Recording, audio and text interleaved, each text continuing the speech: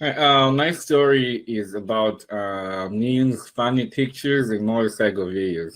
Sorry, that's that's just the wrong script. Anyways, my story is about not giving up on your goals. My story begins when I first read a newspaper article that my dad had just put on the table, and the newspaper article was talking about global warming and why we need to find solutions, why we need to find ways to solve global warming if we're going to keep on existing or keep on living on this planet.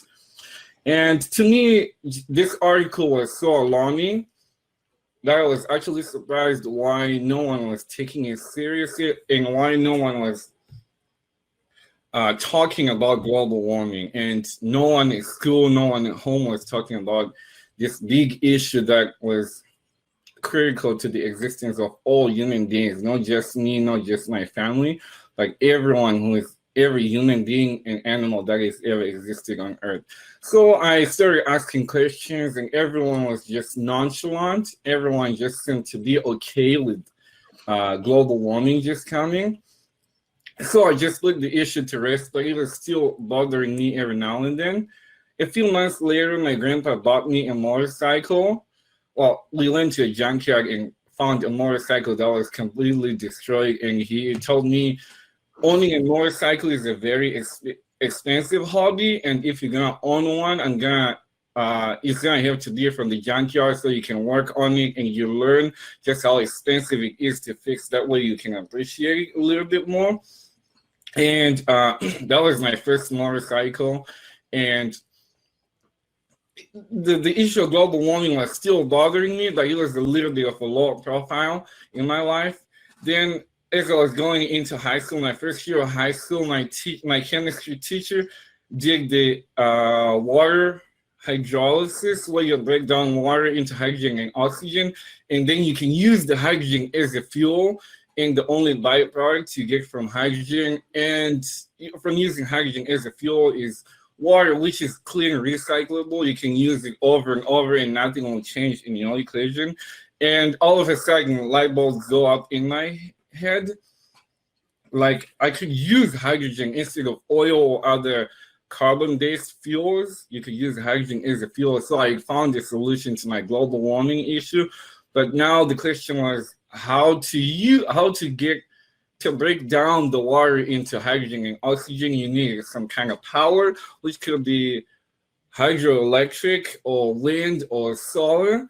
And when my grandma bought my grandpa 2 solar panels to put on the roof just for lighting, just because she could, and it was a birthday gift, it just occurred to me that solar energy was going to be free, and all you needed was direct current to break down the water into hydrogen and oxygen. So my solution for the whole global warming and free energy and storage of the solar or wind energy was coming together. So I decided to build an engine that was going to use hydrogen as a fuel instead of gasoline or diesel or any carbon-based fuel.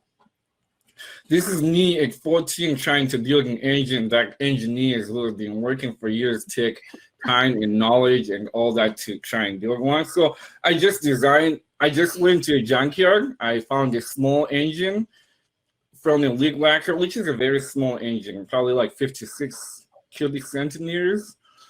The displacement in the cylinder. So I figured I would use that as a prototype to test my experiment. Little did I know that the hydrogen produced way more heat, way more energy as compared to gasoline. So my experiment would have worked better if I had a lot of knowledge as compared to what I had at 14. So I went to the drawing board, designed myself a small engine that was supposed to run on hydrogen. This engine was going to be revolutionary. It was going to save us from global warming. It was going to be clean. It was going to have the byproducts as water and everything. So after everything was done, I'm walking from school. I'm actually excited, and I mowed lawns in my grandparents' neighborhood, and I bought me some lemon cookies, which is still my favorite cookies to this day. And I knew my cousin loved lemon cookies, and I had to bribe him to do the dishes for me so I could finish my experiment. Um, because it was my evening to do the dishes. So I went to my room was closest to the workshop for many reasons, and mostly because I was the only kid that was using my grandpa's workshop. Is I connected my my impact drill to sting the engine, to start the engine. All I heard was a very loud sound, and then I passed out. I don't even remember what happened after that. And I remember waking up probably 5 to 8 minutes after the explosion, and all I could see was blood on my favorite Muhammad Ali picture that was on the wall. The lower half of the picture was just covered in blood, and my grandma is running into the room to try and, I guess, help me or see what had just happened. And then I get rushed to the hospital. I remember on my way to the hospital, as I was slowly becoming drowsier, my biology teacher had told me it takes about 4 to 6 minutes for a human brain to be a brain dead from oxygen loss. I remember calculating I'm probably about 2 or 3 minutes from the hospital, so my brain is probably not going to die. Even if I lose a lot of blood, by the time I get to the hospital, I'll still have my brain. And luckily, I still have it. I still had it when I woke up 6 weeks after. And my first question to my parents and my grandparents when I woke up was, I still have chemistry homework. What happened to my experiment? And I have my lemon cookies in my backpack. So everyone just laughed because I didn't understand just how much things had changed and how much damage the accident had done to my face. All I wanted to do was go back to my experiment, was to go back to school and do my homework, just live a normal life. But my grandpa had to explain to me that for someone like me, life would never be the same. But I would have to, if I wanted to save the world, if I wanted to make a difference, I would have to gain a whole lot more knowledge, education, and be able to retry or try something else different to save the world. Like I would need to get more education. I would need to become an engineer, a chemist, a physicist, or something in that area, instead of just going without acquiring knowledge. So here I am becoming a mechanical engineer. Hopefully I'll be able to use hydrogen as a cleaner alternative to our current fuel.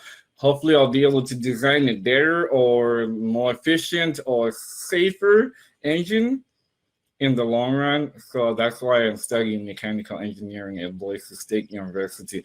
And my grandpa also told me everything is an engine if you think of it as an engineer. Society is an engine. You can be a social engineer, you can be a mechanical engineer, you can be a chemical engineer. But everything is an engine if you look at the problem through the engineer's lens. Thank you very much.